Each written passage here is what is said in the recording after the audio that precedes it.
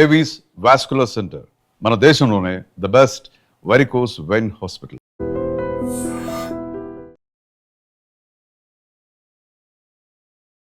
IDream media ప్రేక్షకులందరికీ స్వాగతం, సుస్వాగతం. నా పేరు ప్రియదర్శన్. నాతో పాటు ఉన్నారు traditional healer and herbalist B Anjaneyaraju garu. మాట్లాడదాం. సార్ నమస్తే. నమస్కారం అండి. బాగున్నారు సార్? బాగున్నాను. సో సార్, బేసికల్లీ ఆంధ్ర అంటే భోజన ప్రియులు అంటారు, తెలంగాణ అంటే మద్యపాన ప్రియులు అంటారు.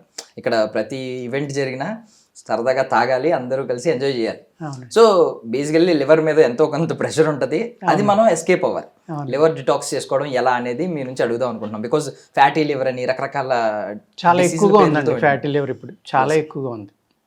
అవునండి. సో దాని నుంచి ఎలా సార్, అంటే ఏమన్నా నివారణ కానీ, దానికి రూట్ కాజ్ కానీ, తప్పించుకోవడానికి ఏమన్నా మార్గాలు కానీ చెప్తారా? తప్పనిసరిగానండి. మంచి జనరల్గా వచ్చినాయి, వాళ్ళ అందరికీ అవసరమైంది. అంటే ఇక్కడ ఆల్కహాలిక్, నాన్ ఆల్కహాలిక్ కూడా ఉందండి. అంటే మీరు ఆల్కహాలిక్ లివర్ గురించి మాట్లాడుతున్నారు, కానీ ఆల్కహాల్ ఏమి తీసుకునే వాళ్ళకి కూడా ఉంటుంది. అంటే ఆల్కహాలే కాకుండా జర్దా అని, గుట్కా అని ఇవన్నీ బాగా ఎక్కువైపోయినాయి. వాటి వల్ల కూడా లివర్ క్యాన్సర్ రావడానికి, లివర్ పాడవడానికి చాలా ఎక్కువ అవకాశాలు ఉంటాయి. అట్ ద సేమ్ టైము మనం తినే ఆహారంలో కెమికల్స్ విపరీతంగా ఉంటున్నాయి కాబట్టి జంక్ ఫుడ్స్ వల్ల కానీ, టైమ్లీ ఆహారం తీసుకోకపోవడం వల్ల, లేకపోతే టీలు ఎక్కువ తాగడం వల్ల, ఒకటి రెండు పర్వాలేదు ఏదైనా సరే, అతిగా టీలు తాగడం, అతిగా కాఫీలు తాగడం, ఎంటీ స్టమక్ తోటి ఉండిపోవడం, ఇలాంటి వాటి వల్ల కూడా లివర్ ప్రాబ్లం వస్తుంది. అలాగే గ్యాస్ట్రిక్ ప్రాబ్లం, అంటే అమీబియాసిస్ వల్ల వచ్చిన గ్యాస్ట్రిక్ ప్రాబ్లం కనుక ముదిరిపోయినా కూడా లివర్ ప్రాబ్లం రావచ్చు. ఈ లివర్ ప్రాబ్లం వల్ల అనేక సైడ్ ఎఫెక్ట్లు కూడా వస్తాయండి. ఎందుకు అంటే మనకి ఈ బ్లడ్లో హిమోగ్లోబిన్ తగ్గడం కూడా ఈ లివర్ ప్రాబ్లం వల్ల జరుగుతూ ఉంటుందన్నమాట. అందుకేం చేస్తారంటే ఆయుర్వేదంలో కంపల్సరీగా హిమోగ్లోబిన్ పెరగడానికి, అంటే ఐరన్ పెరగడానికి మెడిసిన్ ఇస్తానే ఆయుర్వేదంలో మిగిలిన మందులు ఇస్తారండి. ఇక్కడ లివరు మీకు రిజర్నేట్ అవ్వాలి అంటే లివర్కి అనేక రకాలైన మూలికలు ఉన్నాయండి. ఆయుర్వేదంలో నియర్లీ ఒక 50-60 రకాల ట్రీట్మెంట్లు ఉన్నాయి. అంటే లివర్ అంటే పసిరికలు, మనం ఎక్కువ కామిర్లు అంటాం కదా, పసిరికలు అంటారు, కామిన్లు అంటారు, రకరకాలుగా చెప్తారు. దాన్ని హెపటైటిస్ ఏ, బీసీలు అని బోల్డ్ పేర్లు పెట్టారు. లివర్లో ఉన్న అద్భుతం ఏంటంటేనండి, 90% పాడైనా కూడా మళ్ళీ రికవరీ అవ్వడానికి ఆస్కారం ఉంది. ఇంకొక విషయం ఏంటంటే ఇక్కడ 70% పైన దానికి ఇబ్బంది కలిగితే తప్ప లివర్ యొక్క రీడింగ్స్లో, అంటే మనం ఇవాళ ల్యాబ్లు ఉన్నాయి కాబట్టి ల్యాబుల్లో టెస్ట్ చేస్తున్నాం.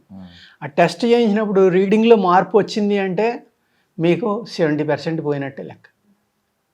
70% దాటితే తప్ప రీడింగ్లో తేడా రాదు. ఒక 20-30% పనిచేసినా కూడా లివరు మనకి రిజల్ట్స్ అన్నీ చక్కగా వచ్చేస్తాయి. ఆ డిఫరెన్స్ ఉందని తెలియదు. అందుకే ప్రమాదం అండి. అంత ప్రమాదం, అంత సెన్సిటివ్ కాబట్టి లివరు ఎంత సెన్సిటివ్ అంత రికవరీ కెపాసిటీ ఉంది కాబట్టి పూర్వకాలం ఏం చేసేవారంటే కామిళ్ళు వచ్చిన వాళ్ళని కనీసం 2-3 నెలలు పచ్చిం చేయించేవారు మినిమం. ఎందుకు అంటే అప్పట్లో ఈ యాంటీబయాటిక్స్ ఇలాంటివి, లేకపోతే ట్రాన్స్ప్లాంటేషన్లు ఇలాంటివి లేవు కదండి. అది ముదిరిపోతే చనిపోయేవారు. కామెర్లు వచ్చి చనిపోయేవాళ్ళు కూడా ఉండేవారు ఇదివరకు. ఎందుకంటే బాగా ఎక్కువ ముదిరిపోతే ఆ కామెర్లు కూడా ఎర్ర కామెర్లని, నల్ల కామెర్లు, పచ్చ కామెర్లు, తెల్ల కామెర్లు, ఇలా రకరకాలు ఉండేవి అన్నమాట. కొంతమందికి పట్టుబుపోవడం. డైజెషన్ అనేది మెయిన్ మనకి లివరేనండి. మనం తిన్న ఆహారం డైజెస్ట్ అయ్యి బాడీకి అందాలంటే లివర్. అటువంటి లివరే పాడైందనుకోండి, మనకు బాడీకి కావాల్సిన ఈ ఫ్లూయిడ్స్ కానీ, మినరల్స్ కానీ, ప్రోటీన్స్ కానీ ఇవి కూడా అందవన్నమాట. అందకపోయేటప్పుడు ఏమవుతుంది, అప్పుడు ఆటోమేటిక్గా హిమోగ్లోబిన్ తగ్గిపోతుంది. ఆ రక్తం ఎప్పుడైతే పడిపోయిందో, అందుకేంటంటే కంపల్సరీగా పూర్వకాలంలో లోహ భస్మం అని కానీ, అయస్కాంత భస్మం అని కానీ, ఉక్కు భస్మం అని కానీ, ఖడ్గలోహ భస్మం అని, ఇలాగ ఐరన్కి సంబంధించిన అనేక రకాల భస్మాలు ఉండేవాళ్ళు. ఆ భస్మాన్ని కంపల్సరీగా పెట్టేవారు అనమాట. అది కూడా ఎలా అండి, ఆవు మూత్రంతో పెట్టేవారు. ఆవు మూత్రం డైరెక్ట్గా కూడా కర్ణాటకలో అయితే విపరీతంగా తాగుతారు. వాళ్ళకి చాలా ప్రేమ, భక్తి కూడా. ఎంతోమంది రోడ్డు మీద ఆవు యూరిన్ వెళ్తూ ఉంటే దోసుడితోటి పట్టుకుని తాగి వాళ్ళని కూడా చూశాను నేను కర్ణాటకలో.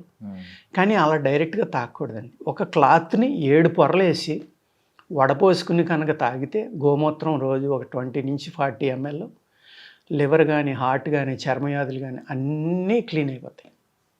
అది దేశీ ఆవు. ఆ గోమూత్రంలో ఈ ఏ మెటల్నైనా సరే ఎర్రగా కాల్చి గోమూత్రంలో 7 సార్లు కాల్చి 7 సార్లు ముంచితే ఆ మెటల్ శుద్ధి అయిపోతుంది. అప్పుడు దాన్ని భస్మం చేసేవారు. ఆ భస్మం కూడా ఎంత చిన్న పార్టికల్స్ చేసేవారంటే మీకు ఎక్కడా కూడా అడ్డుపడకుండా ఉండేలాగా చేసేవారు అనమాట. ఇనుము భస్మం చేసిన, అయస్కాంతం భస్మం చేసిన, పాదరసం చేసిన, ఆ భస్మం పూర్వకాలం చేసినప్పుడు ఒక గాజు గ్లాసులో ఆ భస్మం ఇలా వేయమనేవారు. అది తేలిది, తేలితేనే అది సరైన భస్మం, తేలకపోతే వాడకూడదు. ఇప్పుడు నానో టెక్నాలజీ ద్వారా అమెరికాలో బంగారు భస్మం చేసి క్యాన్సర్ మీద వాడుతున్నారు. అది రిజల్ట్ బాగుంది. వాళ్ళు చేస్తే సంసారం, మనం చేస్తే వ్యభిచారం. వాళ్ళు మెటల్స్ వాడచ్చు, పర్వాలేదు. కానీ ఏమంటారు, ఆయుర్వేదమా, మెటల్స్ వాడతారు, కిడ్నీలు పోతాయి, లివర్ పోతాయి, తినకూడదు, అంతే. అసలు ఆయుర్వేదం అంటే ఏంటో కానీ ఆయుర్వేదం మీద నాలెడ్జ్ తోటి కానీ వాళ్ళు చెప్పరు. అంటే మన యొక్క నాలెడ్జ్ని ఆ విధంగా తప్పుదోవ పట్టించి ఈ ఆయుర్వేదం అనేది నాశనం చేస్తే తప్ప అల్లోపతి అమ్ముకోలేమనే ఉద్దేశంతో ప్రత్యేకంగా 1857లో ఒక వైస్రాయ్ని అపాయింట్ చేసి ఇండియాలో ఉన్న అయితే కళలు ఉన్నాయో, ఒక నేత పని కానీ, ఆయుర్వేదం కానీ, యోగా కానీ, ఇంకోటి కానీ, మన శాస్త్రాలు కానీ, ఇవన్నిటిని పాడు చేసేసి ఈ ఇంగ్లీష్లోకి అల్లోపతిలోకి వస్తే కనుక వీళ్ళ యొక్క ట్రెడిషన్ చాలా గొప్పదే, వీళ్ళు మహామేధావులు, చాలా తెలివైన వాళ్ళు. అంచేత భారతదేశం వెనకబడి ఉన్నదనేది పచ్చిబూతండి. మన వాళ్ళు అన్నట్లో కూడా చాలా అడ్వాన్స్డ్. ఫస్ట్ రైనోప్లాస్టీ అంటే ముక్కు ఊడిపోతే ఒక బ్రిటిష్ కర్నల్కి అరుగు మీద కూర్చుని క్షవరం చేసే మంగళాతను పిలిచి అతికేసాడు, మచ్చ కూడా లేకుండా. అతను ఇంగ్లాండ్ రాసిన లెటర్ ఇప్పటికే ఉంది ఇంగ్లాండ్ మ్యూజియంలో.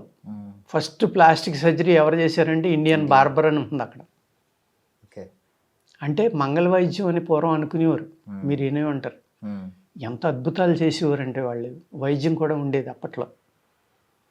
ఇవాళ మనకి ఏమీ తెలియదు అంటారు, మనకు సైన్స్ లేదంటారు. ఆయుర్వేదంలో లివర్ 90% పోయినప్పుడు కూడా బాగు చేయడానికి అనేక రకాల అద్భుతాలు ఉన్నాయి. కంట్లో ఎత్తే లివర్ బాగవటానికి ఉంది.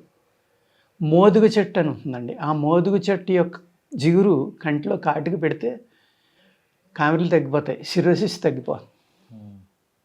బాగా మండుతుంది. కాకపోతే ఎంత అద్భుతం చూడండి, ఒక కంట్లో కాటికి పెట్టడం ఏంటి, లివర్ తగ్గిపోవడం. ఇవాళ రైట్ సైడ్ వాళ్ళు దెబ్బతింటే హార్ట్కి లెఫ్ట్ సైడ్ హ్యాండ్లోంచి పెడుతున్నారు. ఆ రోజునే ఆయుర్వేదంలో నీకు కుడి బొగ్గలో ఉన్న పన్ను నొప్పి ఉంటే ఎడం చెవిలో పలానా ఆకుపసరిపోయి తగ్గిపోతుందని. అంటే మన అయితే ఇడా పింగళ సుషుమ్న నాడులు ఉన్నాయో, సుషుమ్న స్ట్రైట్గా మధ్యలో ఉంది, ఇడా పింగళ నాడులు అనేవి ఇలా తిరుగుతాయండి. దాన్ని బట్టి శరీరంలో నాడుల యొక్క నిర్మాణం ఉంది. అందుకు ఎడం పక్కన ఉంటే కుడి పక్క దాంట్లో పోయాలి, కుడి పక్కన ఉంటే ఎడం పక్కన పోయాలి. ఇవాళ మోడర్న్ సైన్స్లో ఆ మాటలు చెప్తున్నారు. మరి వాళ్ళు 1000 సంవత్సరాల క్రితం ఎలా చెప్పారు? అదేవిధంగా మీరు కాకరాకు యొక్క పసరు తీసుకుని మీరు, లేదంటే కాకరాకుని పూర్తిగా నలిపేసి, పసరు చాలా చేదుగా ఉంటుంది తాగలేరు అనుకుంటే మజ్జిగలో కలిపిస్తే ఒక 20 ml ఒక వారం రోజులు లివర్ నార్మల్ అయిపోతుంది. అదే ఆకు నూరి మీరు బొడ్డు మీద వేసి కట్టేస్తే ఒక 10 రోజులు కడితే కామెలు తగ్గిపోతాయి, లోపలికి మందు కూడా అక్కల. ఇలాగ అనేకమైన అద్భుతాలు ఆయుర్వేదంలో లివర్ మీద ఉన్నాయండి. ఈవెన్ సిర్రోసిస్ని కూడా మేము వెనక్కి తీసుకొచ్చినాయి అనేక కేసులు ఉన్నాయి. ఆ కేసులు చూసే నన్ను ICFREలో థింక్ ట్యాంక్ నెంబర్ కింద అపాయింట్మెంట్ చేశారు.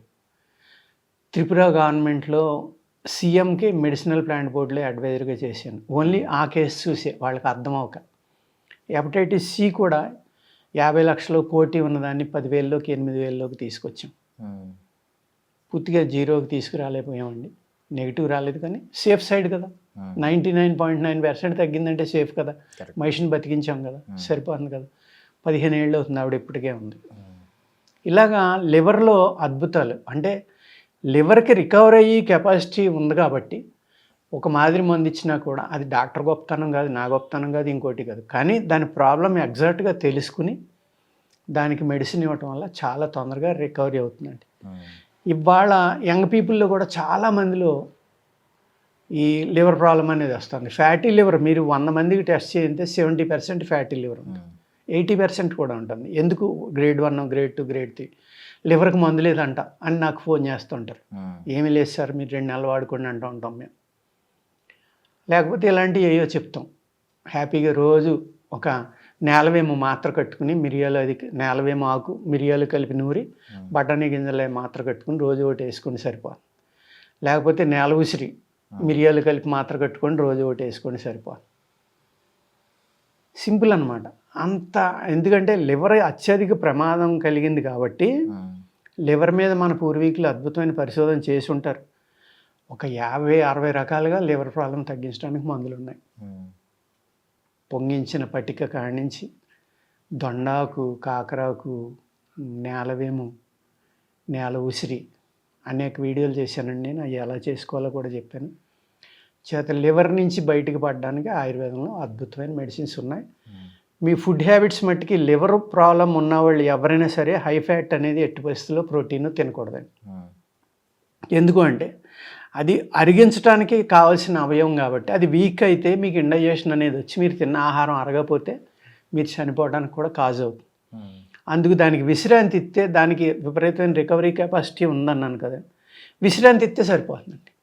అంటే చాలా తేలిగ్గా అరిగిపోయేది బియ్యం జావా, బార్లీ జావా, ఇలాంటి జావలు ఎక్కువ తీసుకుని ఆ జావ పెట్టుకునేటప్పుడు కూడా ఆ బార్లీ కానీ ఆ బియ్యం కానీ శుభ్రంగా కడిగి వేపించుకుని బ్రౌన్ కలర్ వచ్చేలాగా దాన్ని జావగా పెట్టుకోవాలి. ఆ జావ కూడా ఎలా అంటే 6 కప్పులు వాటర్కి ఒక 3 చెంచాలు ఈ పొడి వేసి కలుపుకొని చక్కగా కాస్త పెప్పర్ వేసుకొచ్చి లైట్గా సాల్ట్ వేసుకుని అది అస్తమానం కావాల్సినప్పుడల్లా వేడివేడిగా తాగుతూ ఉంటే మంచి శక్తి వస్తుంది. లివర్ శ్రమ పడకుండా అరిగిపోతుంది ఆహారం. దానివల్ల ఏమవుతుందంటే రికవరీ చాలా ఫాస్ట్గా అవుతుంది అనమాట. అందుకు లివర్ ప్రాబ్లం ఉన్న వాళ్ళు ఎట్టి పరిస్థితుల్లో ఎన్వి తినటం కానీ, ఎక్కువ ఫ్యాట్ ఫుడ్లు తినటం కానీ, ఎక్కువ ప్రోటీన్ కానీ, అలాగే ఇలాంటివి తినకుండా ఉంటే దానికి విశ్రాంతి ఇచ్చి మందులు వాడితే కనుక అద్భుతంగా లివర్ని మళ్ళీ వెనక్కి తీసుకొచ్చి ఆ మనిషికి హెల్ప్ చేయొచ్చు. Thank you sir, thank you so much for your valuable time.